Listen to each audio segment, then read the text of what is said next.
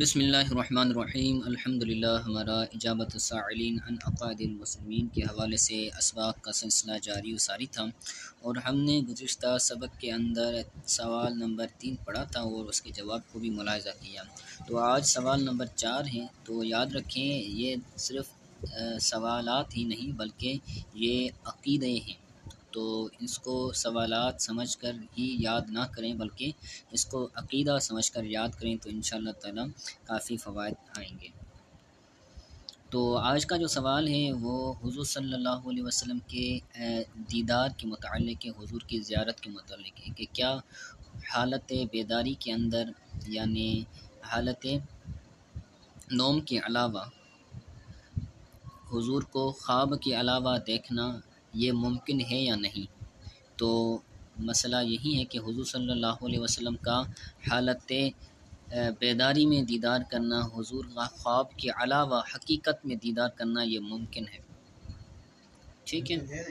ہاں ٹھیک ہے، اور آگے حدیث پاک بھی نقل کرتے ہیں، تو پھر انشاءاللہ تعالیٰ اس کے تحت پھر عبارت پڑھیں گے اور ترجمہ کرتے ہیں۔ تو کہتے ہیں السؤال هل يمكن فعلا رؤية النبي صلی اللہ علیہ وسلم اثناء اليقظة بعد وفاته صلی اللہ علیہ وسلم۔ ٹھیک ہے، دوبارہ عبارت سماعت کریں۔ هل يمكن فعلا رؤية النبي صلی اللہ علیہ وسلم اثناء اليقظة بعد وفاته صلی اللہ علیہ وسلم، کہ کیا پیچھے سے ترجمہ کریں گے کہ کیا حضور صلی اللہ علیہ وسلم کی وفات کے بعد حالت بیداری میں نبی کریم صلی اللہ علیہ وسلم کا دیدار فعلاً ممکن ہے، یعنی فعلاً بالفعل اس کام کو کہتے ہیں جو بالمشابہ کیا جائے۔ جیسے اگر ہم کھانا کھاتے ہیں تو کھانا کھانا یہ کیا ہے؟ یہ بالمشابہ۔ اگر کوئی بندہ کوئی بات تحریر کرتا ہے تو اس کا تحریر کرنا کیا ہے؟ یہ بالمشابہ یعنی فعلاً ہے، ٹھیک ہے۔ تو کیا حضور کی وفات کے بعد حالت بیداری میں، اثنا تو ویسے بولتے ہیں درمیان، دوران، لیکن یہاں پر جو ترجمہ ہوگا وہ ہوگا حالت بیداری میں، حالت کے طور پر، ٹھیک ہے۔ اثناء الیقظۃ یعنی حالت بیداری میں حضور صلی اللہ علیہ وسلم کا دیدار کرنا یہ فعلاً ممکن ہے۔ وما حقیقت ھذا الامر، اور اس معاملے کی کیا حقیقت ہے؟ ما یہاں پر نافیہ ہے اور ھذا الامر مضاف مضاف الیہ مل کر پھر یہ حقیقت کا مضاف الیہ بنے گا، تو کیا اس معاملے کی کیا حقیقت ہے؟ ٹھیک ہے، تو یہ سوال ہو گیا، اس کا جواب بیان کرتے ہیں۔ کہتے ہیں الجواب نعم، یعنی بالکل حضور صلی اللہ علیہ وسلم کا دیدار ممکن ہے۔ نعم رؤیت النبی صلی اللہ علیہ وسلم اثناء الیقظۃ بعد وفاتہ صلی اللہ علیہ وسلم ممکن بل واقع لبعض الصالحین۔ ترجمہ کرنے کا جو طریقہ ہے وہ یہ ہے کہ سب سے پہلے عبارت پڑھتے ہیں، یعنی جہاں تک عبارت مکمل ہوتی ہے، جہاں پر وہ جملہ پورا ہوتا ہے تو ہم وہاں تک عبارت کو پڑھتے ہیں، پھر اس کا ترجمہ کرتے ہیں۔ بسا اوقات کیا کرتے ہیں بچے، وہ یہ کرتے ہیں کہ 2-3 لفظ پڑھتے ہیں عبارت کے، پھر اس کا ترجمہ کرتے ہیں، تو یہ طریقہ درست نہیں ہے۔ جو بات سامنے والا بندہ سمجھے گا یا پڑھنے والا بندہ سمجھے گا تو وہ اس کے ذہن میں نہیں آئے گی۔ تو بہتر احسن طریقہ یہی ہے کہ شروع سے لے کر آخر تک جہاں تک جملہ مکمل ہو رہا ہے وہاں تک عبارت کو پڑھا جائے، اس کے بعد پھر اس کا ترجمہ کیا جائے، جس طرح میں کر رہا ہوں کہ نعم رؤیت النبی صلی اللہ علیہ وسلم اثناء الیقظۃ بعد وفاتہ صلی اللہ علیہ وسلم ممکن بل واقع لبعض الصالحین۔ تو یہاں تک ایک جملہ پورا ہو گیا۔ کہتے ہیں کہ بالکل نبی کریم صلی اللہ علیہ وسلم کی دیدار حضور کی وفات کے بعد، یا پیچھے سے ترجمہ کریں حضور صلی اللہ علیہ وسلم کی وفات کے بعد حالت بیداری میں سرکار کا دیدار کرنا ممکن ہے۔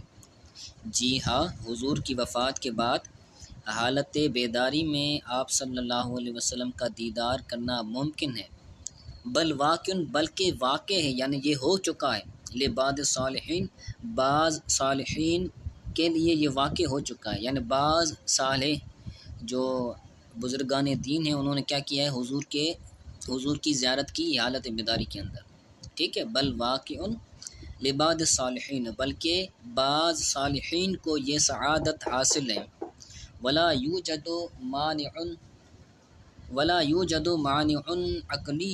ٹھیک ہے، یہاں تک یہ جواب ہو گیا. آگے پھر مزید وضاحت کرتے ہیں. کہتے ہیں ولا یوجد مانع عقلی او شرعی یمنعها.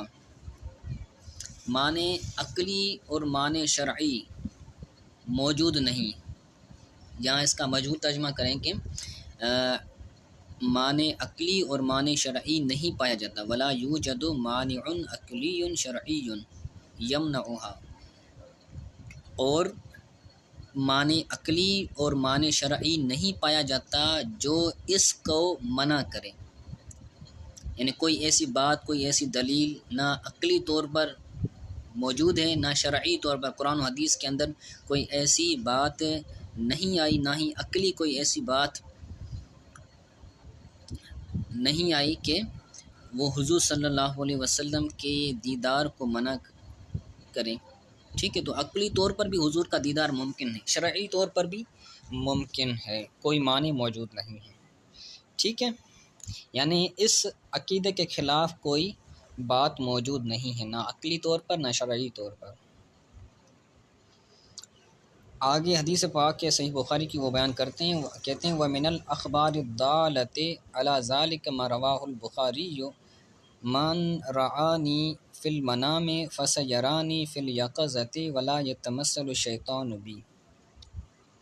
وَمِنَ الْأَخْبَارِ الضَّالَّةِ عَلَى ذَلِكَ مَا رَوَاهُ الْبُخَارِيُّ مَنْ رَآنِي فِي الْمَنَامِ فَسَيَرَانِي فِي الْيَقِظَةِ وَلَا يَتَمَثَّلُ الشَّيْطَانُ بِي. تو اس پر اللہ ذالک سے ترجمہ کریں گے، اس عقیدے پر دلالت کرنے والی احادیث میں سے وہ حدیث بھی ہے جس کو امام بخاری نے روایت کیا ہے. اللہ ذالک سے ترجمہ کریں گے کہ اس عقیدے پر، اس نظریے پر، اس بات پر دلالت کرنے والی احادیث میں سے وہ حدیث بھی ہے جس کو امام بخاری نے روایت کیا ہے.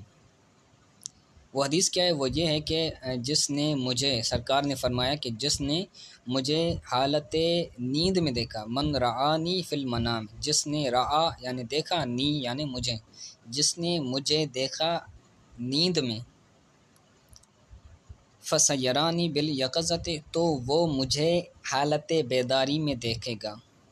جس نے حضور کی زیارت نیند کے اندر کی، جو خوش نصیب حضور کی زیارت سے حالت نیند کے اندر مشرف ہوا، تو سرکار نے فرمایا کہ وہ شخص حالت بیداری میں بھی مجھے دیکھے گا، ان قریب دیکھے گا. سین جو ہے نا، فسیرانی، یرانی تو یہ فعل ہے، لیکن یہاں پر سین جو ہے کبھی کبھار فعل کی علامات میں سے ایک سین بھی ہے نا، تو سین بھی داخل ہوتا ہے جس کا معنی ہوتا ہے ان قریب. تو ان قریب وہ مجھے حالت بیداری میں بھی دیکھے گا. اور شیطان، ولا یتمثل الشیطان بھی، شیطان میری صورت اختیار نہیں کر سکتا. شیطان کسی بندے کی صورت میں، کسی شخص کی صورت میں آ سکتا ہے، اللہ تعالیٰ نے اس کو طاقت دی ہے، لیکن حضور کی صورت شیطان بھی اختیار نہیں کر سکتا، کیونکہ حضور کی ذات تو حضور ہے. تو ولا یتمثل الشیطان بھی، حضور نے فرمایا کہ شیطان میری صورت، میری شکل اختیار نہیں کر سکتا. ٹھیک ہے، تو اس حدیث سے بھی یہ ثابت ہوتا ہے کہ حضور صلی اللہ علیہ وسلم کا دیدار حالت بیداری کے اندر ممکن ہے، یہ بعید نہیں اور محال نہیں ہے. ٹھیک ہے، اگر ممکن نہ ہوتا تو حضور یہ نہ فرماتے کہ فسیرانی فی الیقظۃ، کہ وہ ان قریب مجھے دیکھے گا. اگر ہم کہیں کہ بھئی ممکن ہی نہیں، تو حضور کا فرمان معاذ اللہ غلط ہو جائے گا. تو حضور کا فرمان غلط نہیں ہو سکتا. سامنے والے مخالفین اور سامنے والے معترضین کے جو بات ہے، عقیدہ ہے، وہ باطل بھی ہو سکتا ہے، رد بھی ہو سکتا ہے اور مردود بھی ہو سکتا ہے. ٹھیک ہے، تو آج کے لیے اتنا کافی ہے، تو اس کو یاد کیجیے گا. السلام علیکم ورحمۃ اللہ وبرکاتہ.